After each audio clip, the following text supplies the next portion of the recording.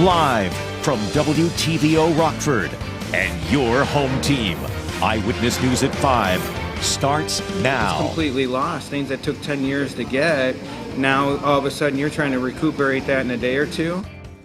A local family loses everything in a fire, including 5 loved ones. Now the community is coming together to support them. Plus, President Biden bans all Russian oil imports as troops continue to try and take over Ukraine. He says Russia will take a hit, so will we. And Aaron Rodgers is sticking with the green and gold. Just how much Green Bay will be paying the QB to stay with the Packers. Good evening, I'm Mimi Murphy. And I'm Eric Wilson. Several members of a Boone County family are still in the hospital after a fire. 5 people died in the fire yesterday morning. 6 others were able to get out or were rescued. But this is all that's left of that house on Fleming Road. They are left with nothing, so with the help of the community, one local business is collecting donations for them. Rachel Perry joins us now. And Rachel, what items do they currently need most? Mimi and Eric, he tells me he's been in contact with the family, and as of right now, he says they need men's clothing and other daily essentials, including anything for a 9-month-old baby. My daughter's like, oh, you're going to be turning 21. What do you think? And her response was, I have my whole life in front of me. It's great. A family loses everything in a house fire. The bodies of 1 child, 2 teenagers, and 2 adults are recovered from inside this home on Monday. And then just to come to Monday and have that just taken away, from you is just unbelievable. Bob Grotke is the owner of Tom and Jerry's in Belvedere. He tells me the 21-year-old victim was an employee. And so, of course, that got us involved because we immediately know the needs of what would need. She had a little child as well that was in the fire, which did survive. And so there's immediate needs for the children, for the family, for the survivors, and even the ones that are in the hospital. The business put out a call to the community to help meet those urgent needs. Their vehicles were burnt, their clothes were burnt, their phones, everything that you can imagine was burnt in this fire. Between clothes, baby formula, household items, and more, the donations keep coming. We have people going through our drive-thrus in our restaurants, handing us $5, $100 bills, $10. Somebody reached out to me today of the family, and we know that people have picked up the funeral costs. But with 6 family members surviving the fire, Bob says the need isn't gone. But we have two family members that were released from the hospital, 2 men. One of them wears a 3X, another one wears an extra large. Our employee that we lost in the fire, her daughter at 9 months old, has nothing. Everything you would need to transport a baby, feed a baby, clothe a baby. She wears a size 4 diaper. Certainly needs formulas and those types of things just to get through the next few days. You can drop items off at any of the Tom and Jerry's in the area. He'll be bringing boxes over to the family tonight, but they'll keep collecting. There's also a GoFundMe started by the family of the victims. You can read about that and donate. It's on our website, mystateline.com. Mimi? It's nice to see the community support. All right, thanks, Rachel. A fire at a Beloit apartment complex is now considered arson. It happened early Wednesday morning at a 5-unit building on 6th Street, not far from Beloit Memorial High School. Investigators say the fire was started in an area accessible from an unlocked exterior door. The Red Cross helped 6 people who had to find another place to live. No one was hurt, but Beloit police and fire are looking to talk to anyone who may have seen anyone loitering around the building around 7 a.m. last Wednesday.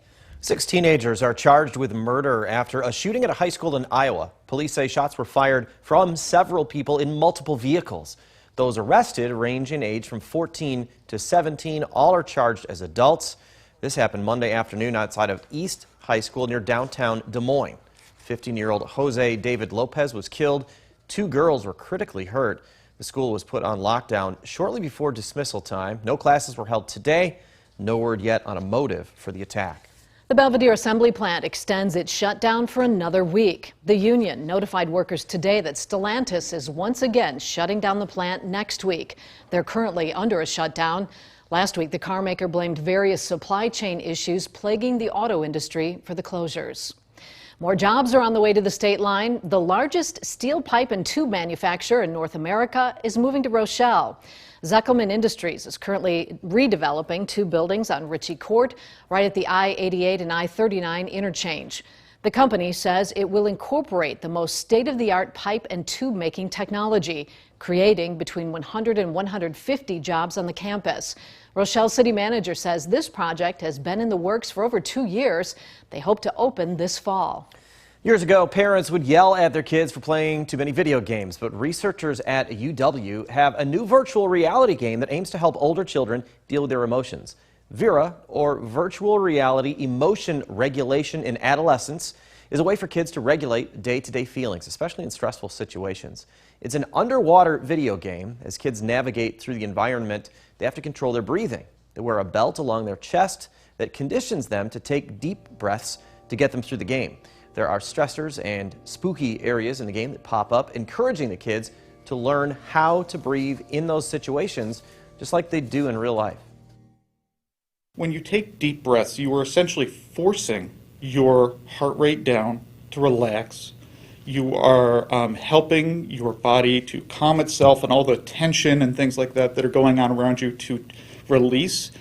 And alongside that, giving your brain feedback from your body that everything's cool. You're okay. If the kids aren't breathing correctly, they'll notice it in the game. They're encouraged to pause, take a break, and then continue. Researchers hope to start clinical trials soon. President Biden announces a major move against Russia, a ban on Russian oil and gas imports. While it's expected to financially impact Russia, it will make things harder for us here as well. Alexandra Limon is keeping you connected to the nation's capital. This is a step that we're taking to inflict further pain on Putin. But President Biden recognizes the ban on Russian oil and gas imports will also bring pain at the pump. Defending freedom is going to cost. It's going to cost us as well. Even so, Republicans and Democrats on Capitol Hill have both called for the ban. I strongly support this decision to ban Russian oil. As Russia continues its unprovoked attack on Ukraine, some 2 million people have fled looking for safety. And Ukraine accuses Russia of attacking routes used to escape or bring in aid.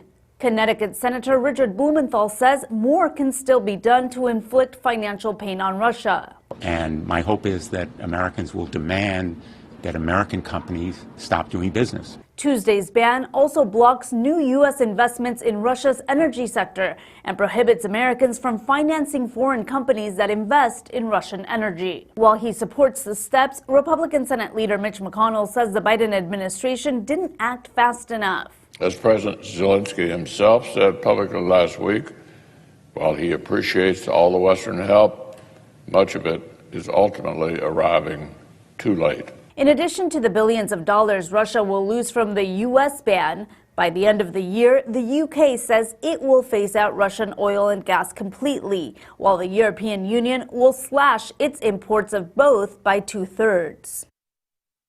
The reason the European Union isn't banning oil and gas imports altogether is because the EU is much more reliant on Russian energy than the United States. Reporting in Washington, Alexandra Limon.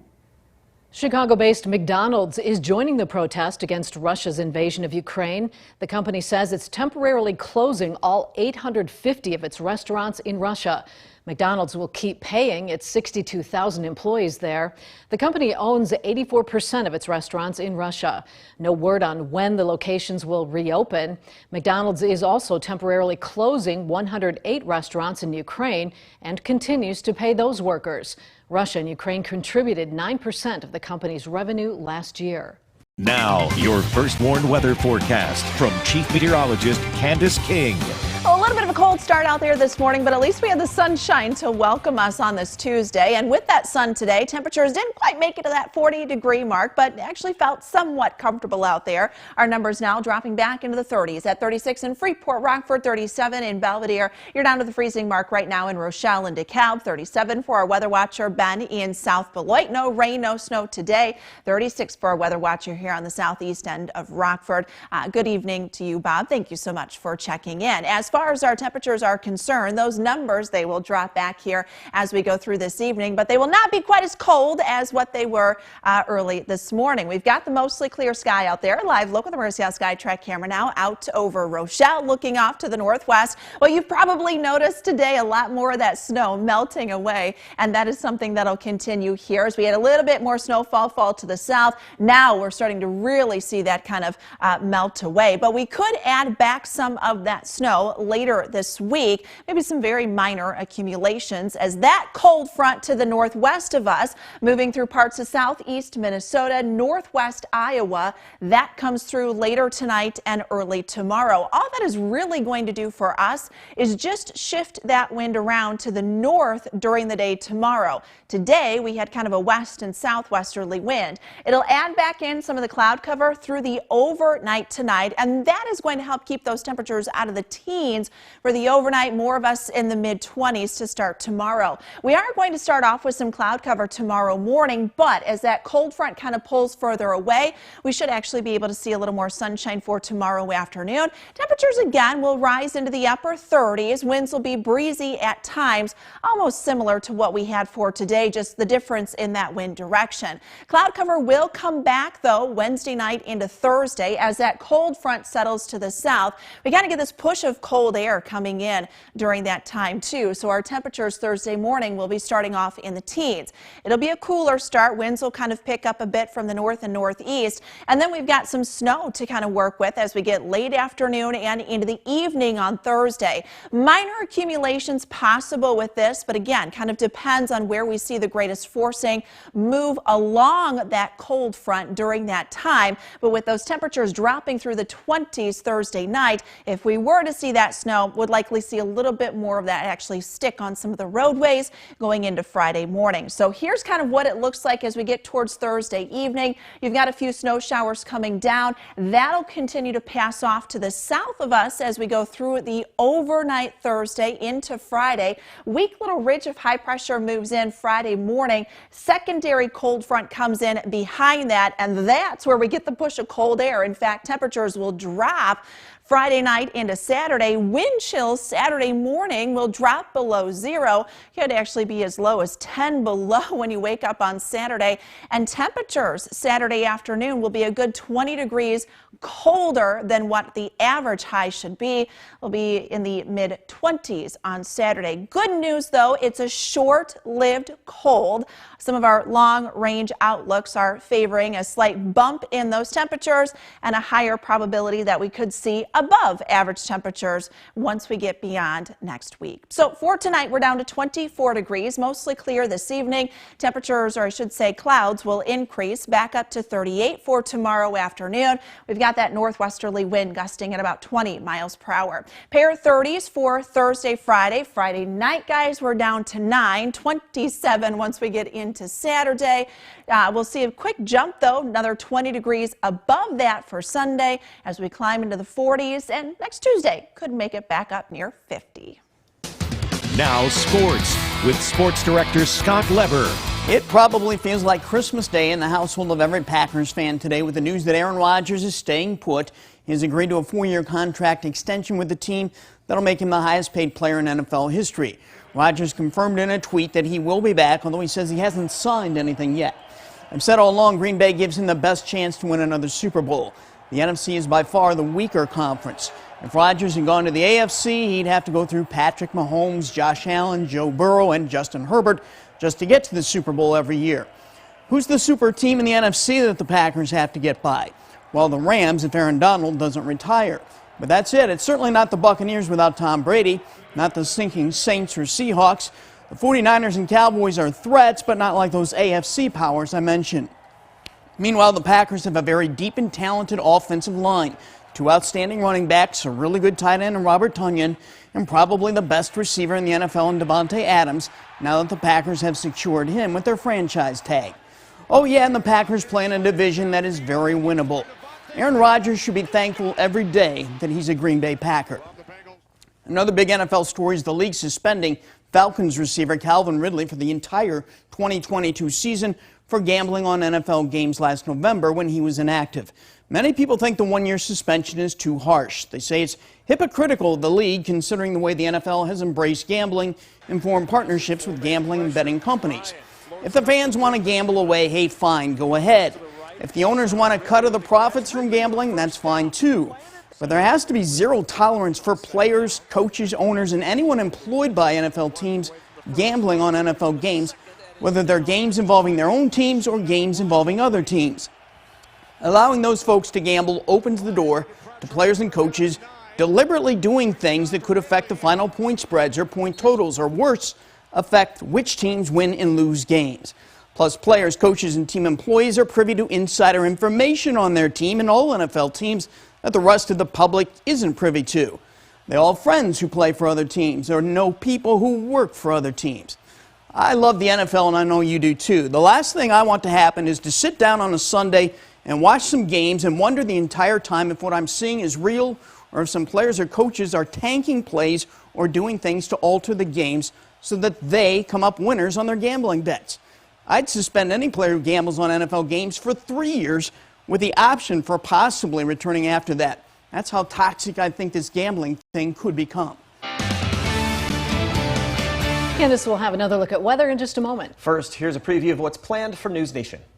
A transgender college swimmer could shatter records, but some of her teammates say competing against her isn't fair. Tonight, an exclusive interview with a member of the Penn swim team, why she says she and her teammates are being discriminated against and silenced by the NCAA. Now here's Dan. Thanks. Tonight on Dan Abrams Live on News Nation. Are the media gaslighting people over gas prices? We'll pull back the curtain and show you the big picture that some cable news reporters are not showing you. $7 a gallon gas? It's not really happening, at least not yet. That's tonight on Dan Abrams Live. That's all coming up on the fastest growing cable news network in America. Watch News Nation on these cable and satellite channels or newsnation.com. We'll see a little more cloud cover as we go through the night tonight. The first warn interactive radar stays mostly dry. Could see a flurry or two pass through after midnight. That would be pretty much it. Cloud cover to start us off with for tomorrow. Then we'll see a little more sunshine as we go through the afternoon. Temperatures very similar to where they were today. We dropped the numbers a bit though for Thursday, Friday, low 30s. Watch for some snow. Some very minor accumulations possible late Thursday. Might cause some slick spots early Friday. That 27 though on Saturday. But we're at 50 by the end of next week. That sounds better. Thanks, Candace. And thank you for spending some of your time with us. Stay safe.